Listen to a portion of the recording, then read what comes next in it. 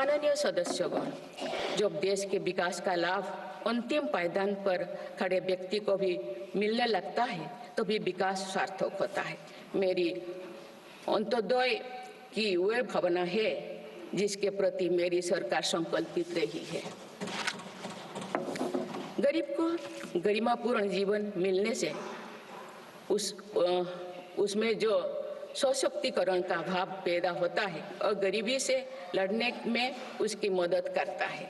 स्वच्छ भारत अभियान के तहत बने 12 करोड़ शौचालय, प्रधानमंत्री उज्ज्वला योजना के तहत निःशुल्क दिए गए 10 करोड़ गैस कनेक्शन, 80 करोड़ जरूरतमंदों का राशन, सौभाग्य योजना, जल जीवन मिशन जैसे अनेक योजनाओं में गरीब को ये भरोसा दिया गया है कि वे सम्मान के साथ जी सकते हैं। ऐसे ही प्रयासों की वजह से देश के 25 करोड़ लोग गरीबों को परास्त करके आज अपने जीवन में आगे बढ़ रहे हैं। इन्होंने न्यू मिडिल क्लास का एक ऐसा समूह तैयार किया है जो भारत की ग्रोथ को नई ऊर्जा से भर रहा है।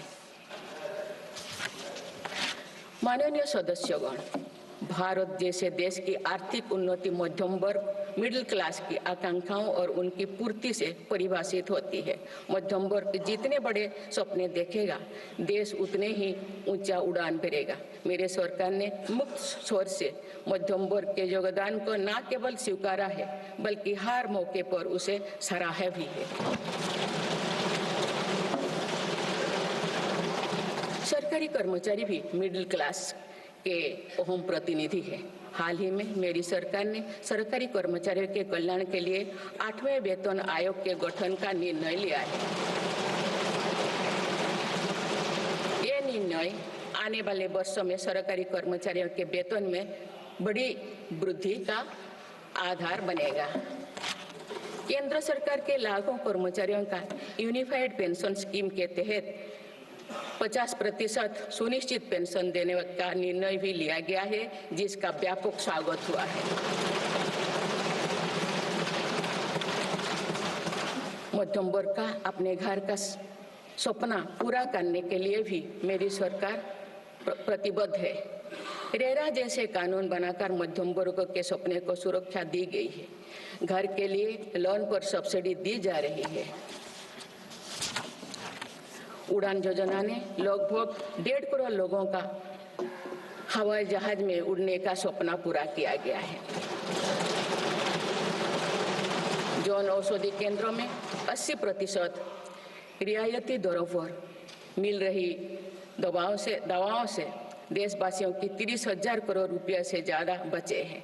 हर विषय की पढ़ाई के लिए सीटों की संख्या में भी कई गुना बढ़ोतरी का बहुत लाभ मध्यम वर्ग को मिला है।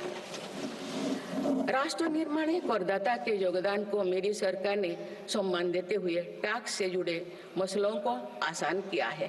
टैक्स विवादों को कम करने के लिए फेसलेस मूल्यांकन की शुरुआत कर पारदर्शिता बढ़ाई गई है।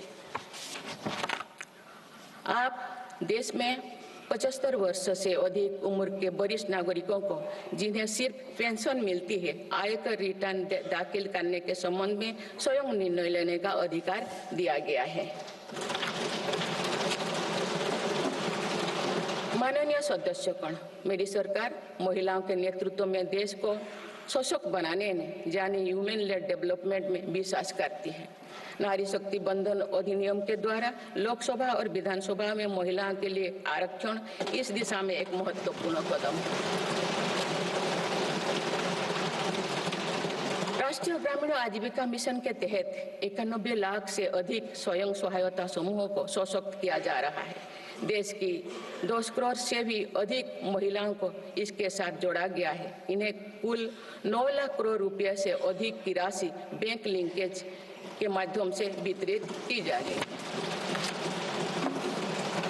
मेरी सरकार का लक्ष्य देश में 3 करोड़ लखपति दीदी बनाने का है। आज 1 करोड़ 15 लाख से भी अधिक लखपति दीदी एक गरिमामयी जीवन जी रहे हैं। इनमें से लगभग 50 लाख लखपति दीदी बीते 6 महीने में बनी है।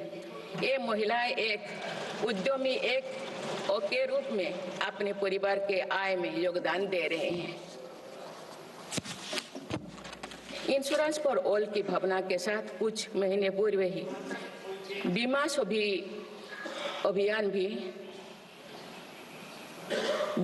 अभियान भी शुरू किया गया है। हमारे बैंकिंग और डिजी पेमेंट्स सखियां दूर दराज के इलाकों में लोगों को वित्तीय व्यवस्था से जुड़ने में महत्वपूर्ण भूमिका निभा रहे हैं। कृषि सखियां नेचुरल फार्मिंग के बढ़ावा दे रही हैं और पशु सखियां के माध्यम से हमारा पशुधन मजबूत हो रहे हैं। ड्रोन दीदी योजना महिलाओं के आर्थिक और तकनीकी सशक्तिकरण का माध्यम बने हैं। ये इस संसद के लिए गौरव का विषय है कि बड़ी संख्या में भारत की बेटियां लड़ाकू विमान उड़ा रही हैं, पुलिस में भर्ती हो रही हैं और कॉर्पोरेट कंपनियों का नेतृत्व भी कर रहे हैं। मेरी सरकार के निर्णय के बाद बालिकाओं की भर्ती राष्ट्रीय मिलिट्री स्कूलों में प्रारंभ हो गई है। नेशनल डिफेंस एकेडमी में भी महिला कैडेट्स को भर्ती शुरू की गई है। हमारी बेटियां आज ओलंपिक में मेडल लाकर देश को भी गौरवान्वित कर रही हैं।